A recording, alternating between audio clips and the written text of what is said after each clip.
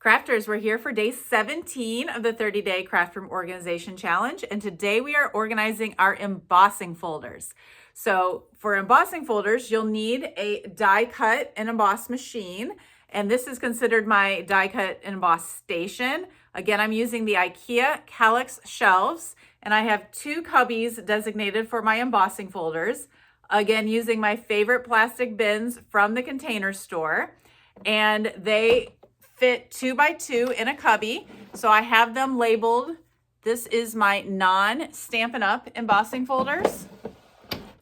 These are my current Stampin' Up! Embossing folders.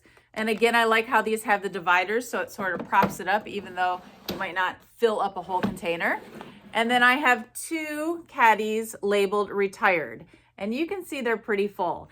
And that's actually because this is one craft supply that I don't usually sell when they retire. Normally I sell off all of my retired supplies, but not embossing folders. The reason being is because they don't take up hardly any space.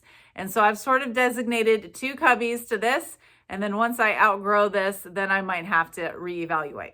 But anyhow, this was a COVID project that I did when I had a lot of extra free time on my hands, you might remember.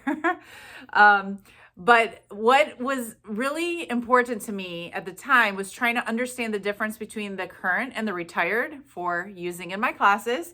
And so I took the time then to go through and put the name of each embossing folder on a label up here in the top right-hand corner.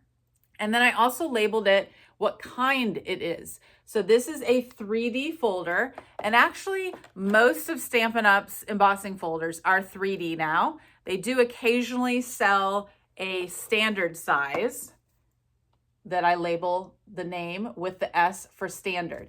And this has to do with the thickness. And that is important because then that will dictate what sandwich you use when you run it through the die cut and emboss machine up there. So anyhow, once I've gotten them all labeled, I put them in alphabetical order just so that it's easier to find. Now, Stampin' Up! Also started selling this bigger size not too long ago, and thankfully, it fits well still in this cubby. But like I mentioned, there are different kinds. Now, in the past, they used to sell one called Dynamic. So the corrugated one was Dynamic. And so this kind is retired. We don't sell this kind anymore, but I still wanted to label it in case I needed to adjust the sandwich up there. So anyhow, this one is a little bit more time consuming, especially if you want to look up the name and then what kind. But I highly recommend labeling them because it just makes it so much easier to make sure you've got the right sandwich when you run it through your machine. So anyhow, check out the resources below too on some ways to get you started on this. And then hopefully you can post some pictures of how you organize yours over in Stamp with Cheryl Facebook group. And I will see you back again tomorrow.